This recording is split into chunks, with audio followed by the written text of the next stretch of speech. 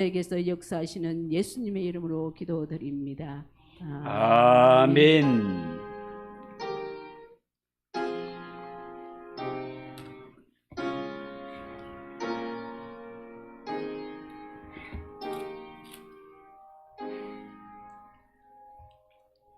하나님 말씀 구약 성경 스가랴 3장 1절에서 5절입니다.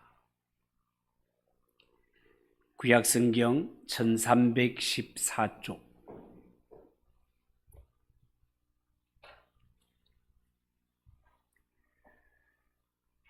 스가랴 3장 1절에서 5절을 한 절씩 교독하겠습니다.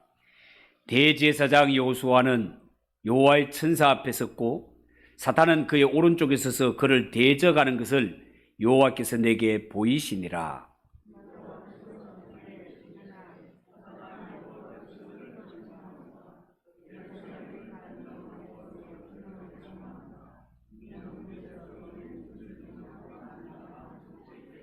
여호수아가 더러운 옷을 입고 천사 앞에 서 있는지라.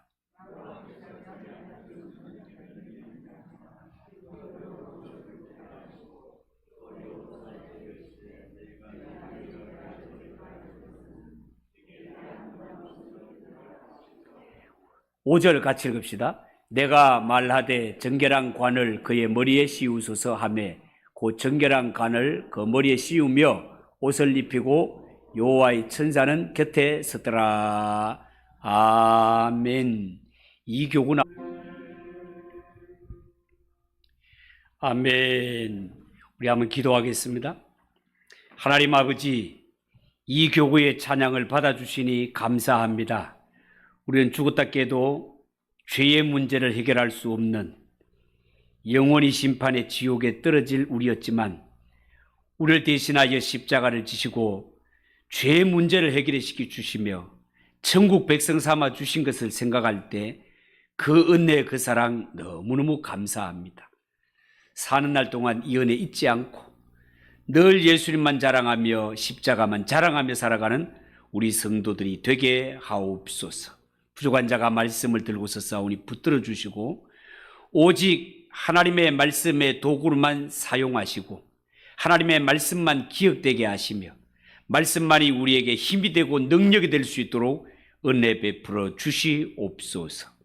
예수님의 이름으로 기도하옵나이다. 아멘.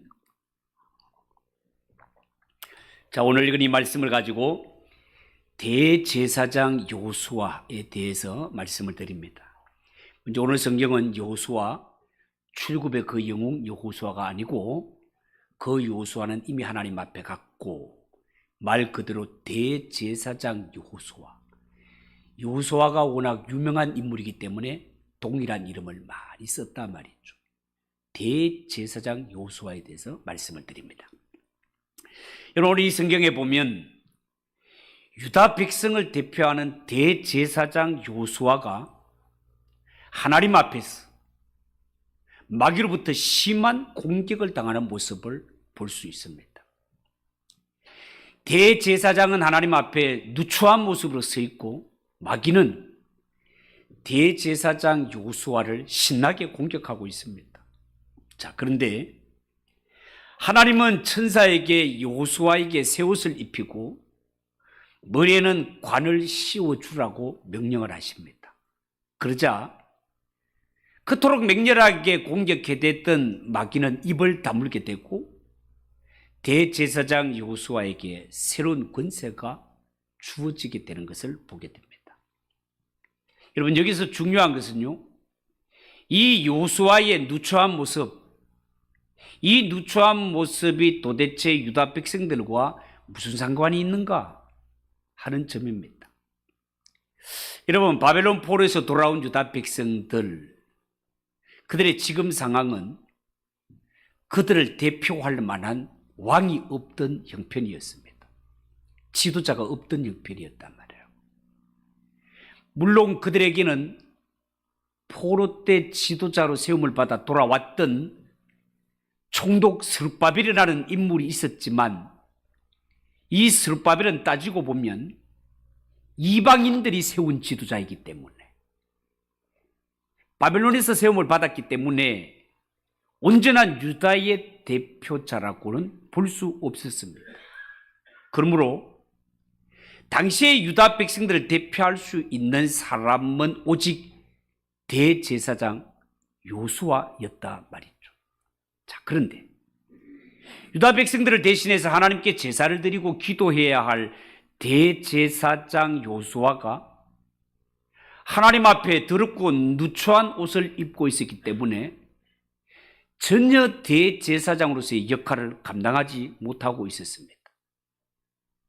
남들을 위해서 중보 기도를 하기는커녕 자기 자신의 죄조차도 변호할 수 없는 복장이었습니다. 그런데 오늘 이 성경에 보면 하나님께서 단번에 그를 정결케 하시고 놀라운 권세를 더딥혀 주시는 것을 볼 수 있습니다. 1절을 한번 다시 보십시오. 대제사장 여호수아는 여호와 천사 앞에 섰고 사탄은 그의 오른쪽에 서서 그를 대적하는 것을 여호와께서 내게 보이셨다. 자, 그렇게 말씀했습니다. 여러분, 이 모습은 하나님의 보좌 앞에서 일어나는 일을 보여주는 장면인데요. 신학자들은 이 모습을 가리켜서 여호와의 의전회의라고 명칭을 붙였습니다. 여러분, 한 나라의 중대사가 왕의 앞에서 의전이라고 하죠. 의전에서 결정되듯이 이 세상 모든 중대사는 바로 하나님의 보좌 앞에서 결정이 되는 것입니다. 그런데 지금 하나님 앞에서 이루어지고 또 우리 눈앞에 펼쳐지는 이 모습은 그렇게 선하고 좋은 모습이 아닙니다. 대제사장 여호수아가 하나님 앞에 누추한 모습으로 서서 사탄의 공격 앞에 쩔쩔매고 있는 모습이단 말이죠. 여러분, 성경에 나오는 대제사장이라는 인물이 도대체 어떤 사람입니까?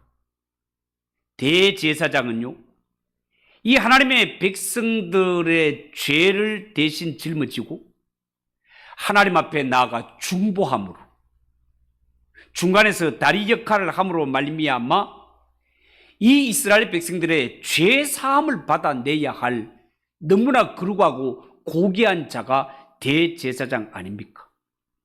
그러니까 하나님 앞에서, 이스라엘 백성들 앞에서 대제사장은 그 누구보다도 거룩하고 순결해야 되고 누구보다도 당당해야 되는 인물이 대제사장이다 말이죠. 그래서 여러분, 혹시 기억하실지 모르겠습니다만은 대제사장이 입는 복장은 굉장히 화려하고 대단했습니다. 대제사장의 복장을 한번 강의한 적이 있습니다. 얼마나 그 옷이 값지게 보석으로 만들어져 있고 이런 색깔 하나, 보석 하나하나가 예수 그리스도의 구속과 상관이 되어 있는 굉장히 중요한 복장이다 말이죠. 그런데 지금 하나님 앞에 서 있는 대제사장 요수아의 모습은 전혀 당당하지를 못합니다. 3절을 보십시오. 요수아가 더러운 옷을 입고 천사 앞에 서 있는지라. 누추하게 짝이 없는 모습으로 서 있단 말이에요. 지금 대제사장 여호수아는 마치 큰 죄를 짓고 붙잡혀온 피의자 같은 이러한 모습으로 서서 맹렬한 마귀의 공격 앞에 한마디의 대답조차 못하고 있는 모습입니다. 마치 요즘으로 치면 한 나라의 고급 공무원이 잘못된 정책을 시행하거나 부징을 저지르게 될 때 야당과 언론들의 벌떼같이 이렇게 덤벼들어 그렇게 비판에 대는 이러한 일들 때문에 공직에서 물러나거나 사법 처리를 받는 그런 모습을 우리는 방송에서 가끔 본단 말이죠. 그런데 오늘 이 성경에 나오는 대제사장 여호수아가 마치 그런 사람인 것처럼 더러운 옷을 입고 하나님 앞에 서서 마귀로부터 온갖 조롱과 공격을 당하고 있단 말이에요.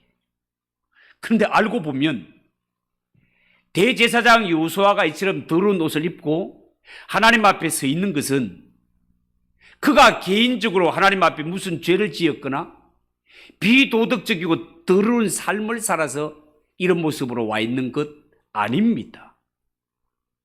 물론 모든 인간은 하나님 앞에 다 불의한 죄인이기 때문에 마귀로부터 공격받을 수밖에 없으며, 아무리 의로운 인간이라 하더라도 인간이 주장하는 의라는 것, 인간이 자랑할 수 있는 의라는 것은 꺼내놓고 보면 하나님 앞에서는 다 더러운 누더기와 같은 것이라고 성경은 그렇게 말하고 있습니다. 그러나 지금 하나님이 스가랴 선지자에게 보여주시는 이 대제사장의 누추한 모습, 이 누추한 모습은 대제사장 요수아 개인의 모습이라기보다는 바벨론에서 70년 종살이를 마치고 돌아온 유다 백성들의 모습이 마치 그와 같다는 것입니다.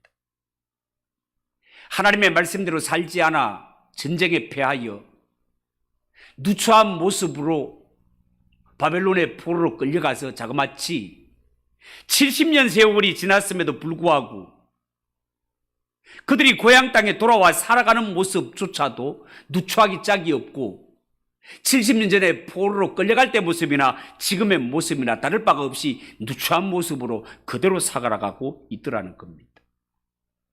여러분, 요수아는 명색이 대제사장이었지만 실제로는 대제사장의 역할을 감당하지 못하고 있었습니다. 왜냐하면 70년 동안 이방 땅에 포로로 끌려갔기 때문에. 이 이방 땅에서는 대제사장이 하는 일이 뭐라고요? 하나님과 백성들 사이에서 제사를 지으며 백성들이 지었던 이 더러운 제사를 하나님 앞에 대신 빌어 죄사함을 받는 길, 이 제사 드리는 일을 대제사장이 해야 되는데, 이 70년 동안은 포로로 이방인들에게 끌려가는 바람에 성전 제사를 드릴 수가 없었단 말이에요. 마치 이스라엘 백성들이 지은 죄를, 이 더러운 죄를 하나님의 제단에 가서 제사장으로 말미암아 제사를 통하여 씻음받는 것을 깨끗한 물에 목욕을 하는 일로 비유를 하자면, 70년 동안 죄사함에 제사를 드리지 못했다는 말은 70년 동안 목욕을 한 번도 하지 못했다는 이야기와 비슷한 형태로 들으면 되겠다라는 것입니다. 7일을 목욕을 안 해도 찝찝할 일인데 70년을 목욕을 못했다면 이 사람의 몰골이 어떻겠습니까, 여러분? 까마귀가 보면 사촌하자고 뭐 그런 말도 있지 않습니까, 여러분? 이러한 지경에 있는 이스라엘 백성들이 지금 포로에서 돌아와서 하는 일이 뭐라고요? 성전을 짓는 일을 한다고 하지만 잘 안 되고 있단 말입니다. 잘 안 되는 것 중에 하나가 마귀가 방해하는 공작들 때문에도 안 되는 거예요. 그러니까 마귀가 주로 삼고 공격하는 것이 뭔가 하면, 너희같이 더러운 자들이 어떻게 하나님의 성전을 짓는다고 껍죽될 수 있느냐라고 조롱해대는 것이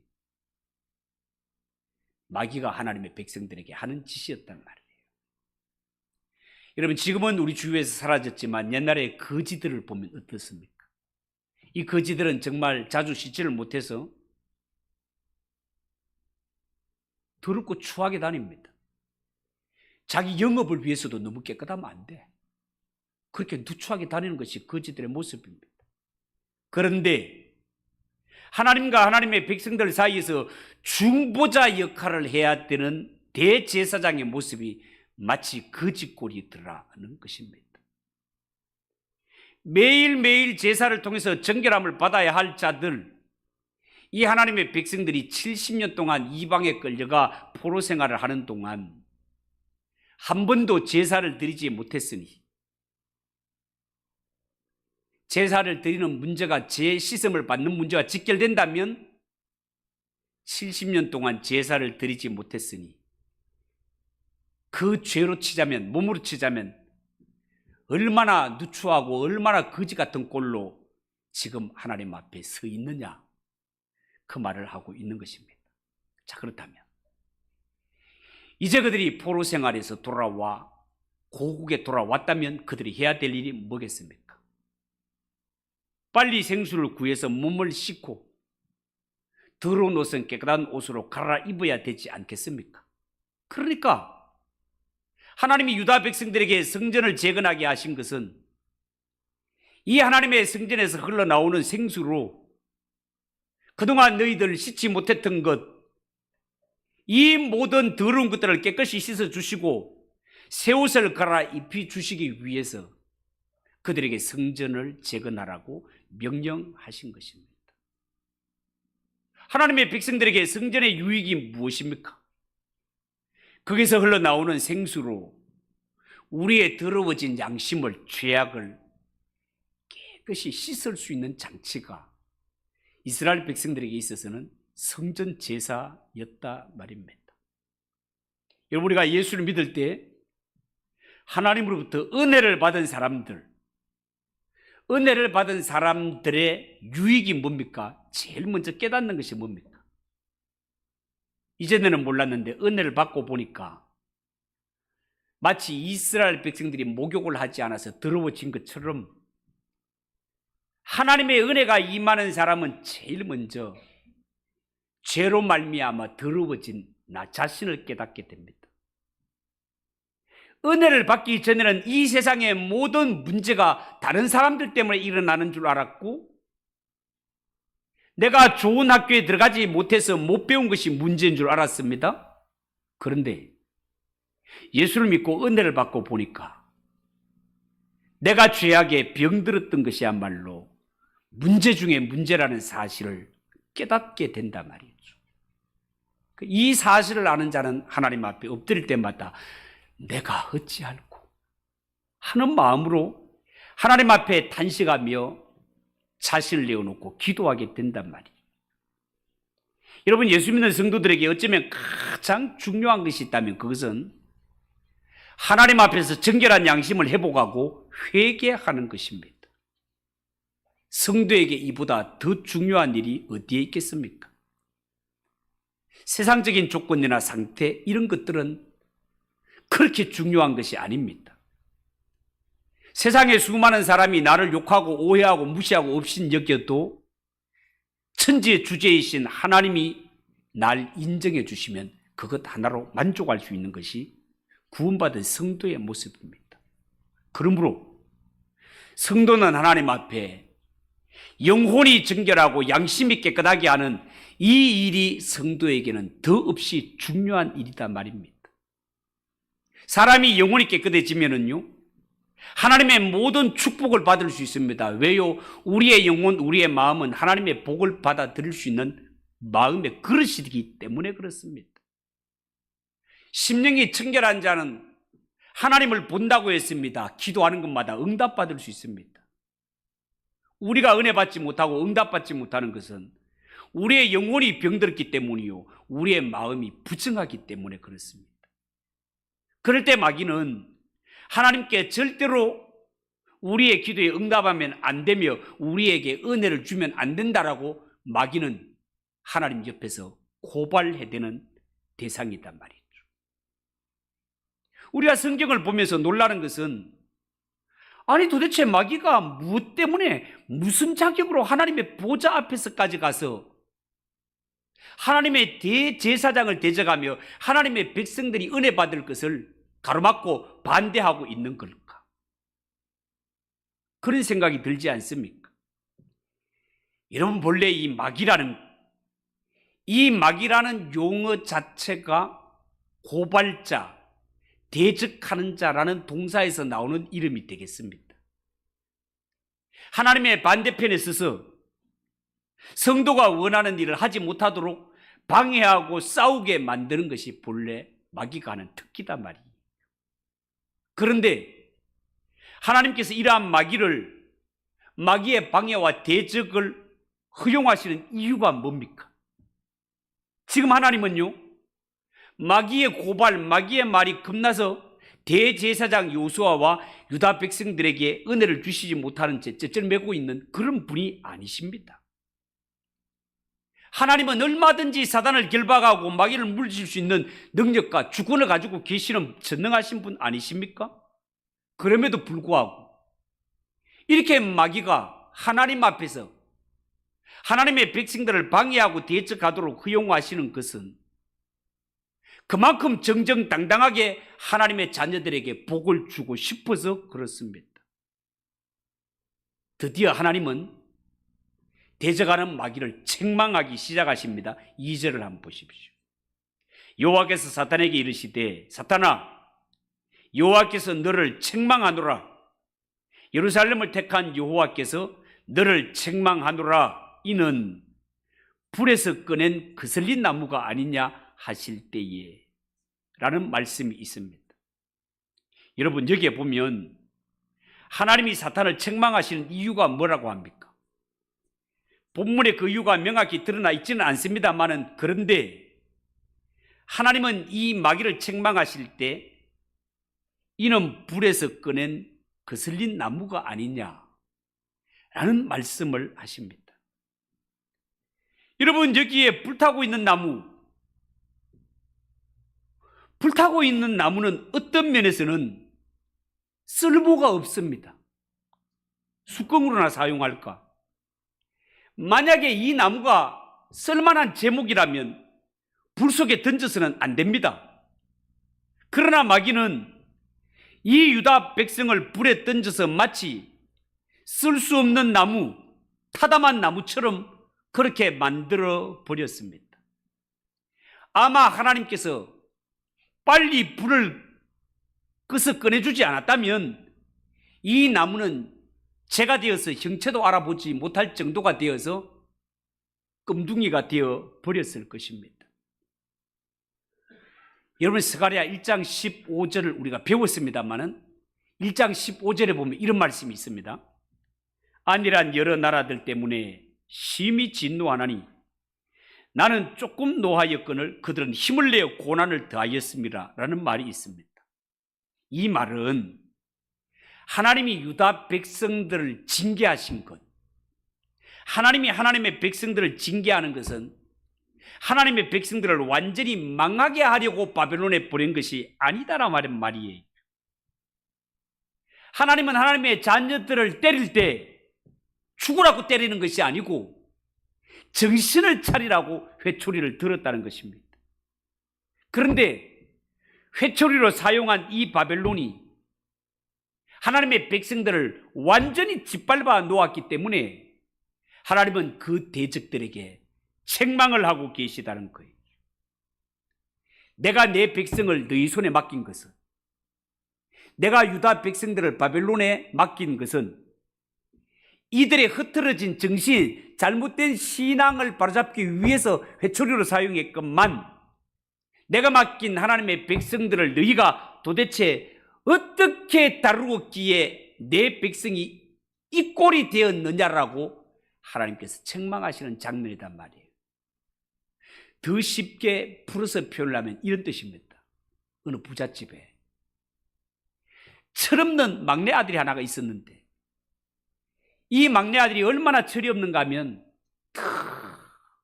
아버지를 속상하게 만들고 엄마 속을 뒤집어 놓는 이러한 철없는 막내 아들이 있었습니다. 보다 못한 아버지가 하루는 큰아들 형님에게 야, 저 철없는 동생 도저히 저려둬서는 안 되겠다. 언제 한번 불러가지고 제 손 좀 봐줘라. 따끔하게 알아듣도록 좀 타일러라.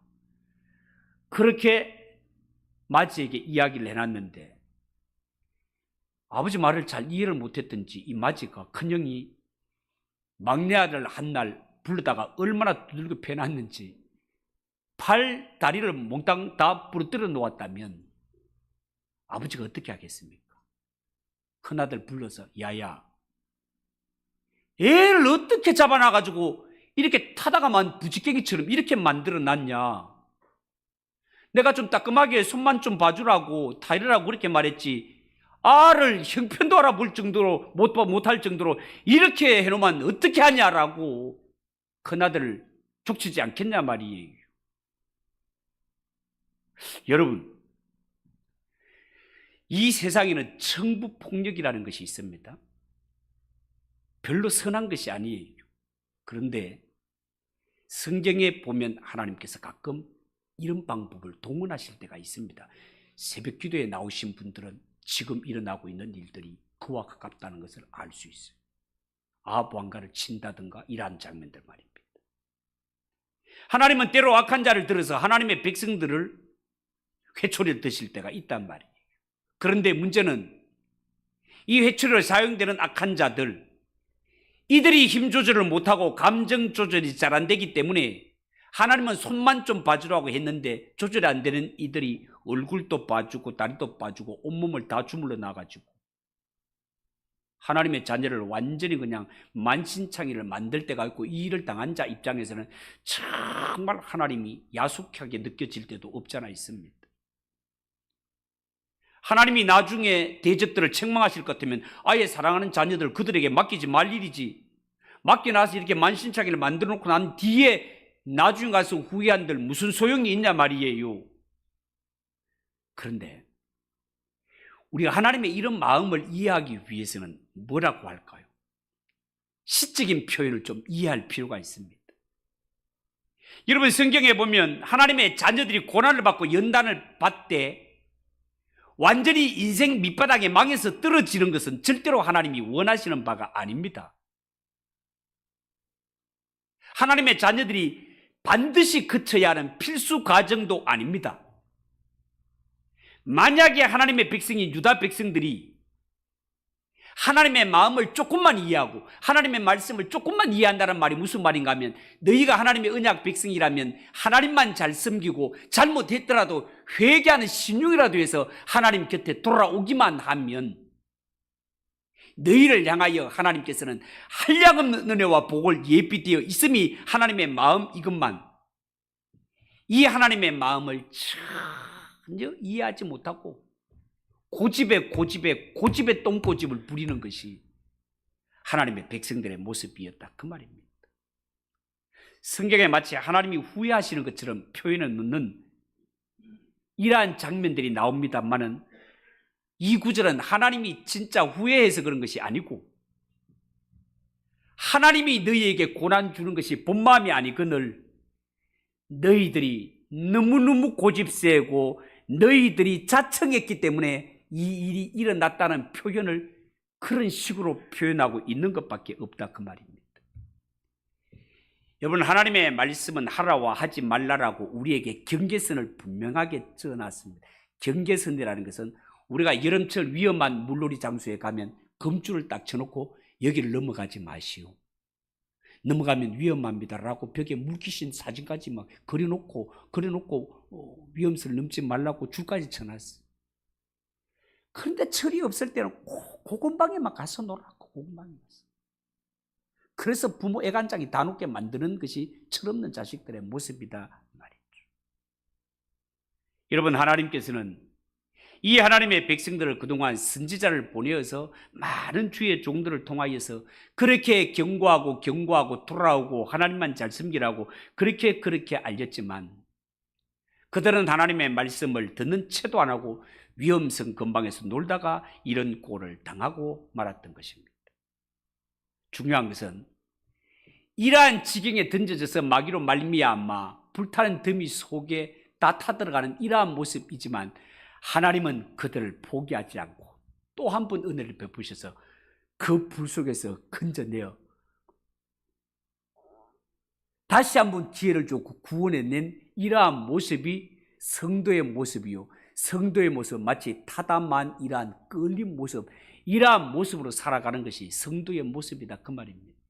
그러므로 우리는 이러한 자신의 죄의 흔적들, 끌린 이러한 모습들을 볼 때마다 낙심하고 주저앉는 것이 아니라 이 가운데서도 끝까지 나를 포기하지 않으시고 또 건져내셔서, 불 가운데서 건져내셔서 우리에게 살 길을 주신 그 하나님의 은혜를 생각하며 이렇게 하나님의 원하시는 방향으로 안 가고 반대의 길을 가더라도 또 한 번 불 속에서 건져내서 나를 이렇게 살 길을 주신 하나님 아버지라면, 애초부터 하나님의 말씀에 잘 순종해서 하나님의 손에 붙들려 가게 되면 하나님이 나를 얼마나 더 존귀하게, 얼마나 더 복되게 나를 사용하실까, 그 하나님의 마음을 10,000분의 1이라도 깨달아서 날 향하신 그 큰 사랑, 그 하나님의 사랑에 감사하며 하나님 손에 온전히 붙들려서 이런 종이 되라는 것이 선지자를 통하여 우리에게 주는 교훈이라는 사실을 여러분 꼭 기억하시고, 매 맞고 난 후에 막 회개하고 그런 것들도 은혜가 되지만 처음부터 하나님의 말씀에 잘 붙들셔서 잘 달려가고 잘 쓰임 받는 것이 하나님이 우리에게 주시는 복이라는 사실을 꼭 기억하시고 이 복락 받아 누리는 우리 모두가 되시기를 주님의 이름으로 축복합니다. 기도하겠습니다. 하나님 아버지, 은혜를 감사합니다. 하나님 아버지, 주의 자녀들이 매받고 이 세상에서 망하는 것 하나님이 원하시는 것 아닙니다. 하나님은 7번 넘어져도 8번째 이렇게 세우고 또 불 속에서 꺼내어 다시 살 길을 주시며 우리를 쓰시기를 원하시는 것이 하나님 아버지의 마음인 것을 알아 내 평생 하나님의 선한 도구가 되어 하나님께 쓰임을 받는 우리 성도들이 되게 하옵소서. 예수님의 이름으로 기도하옵나이다. 아멘. 405장 찬송하겠습니다.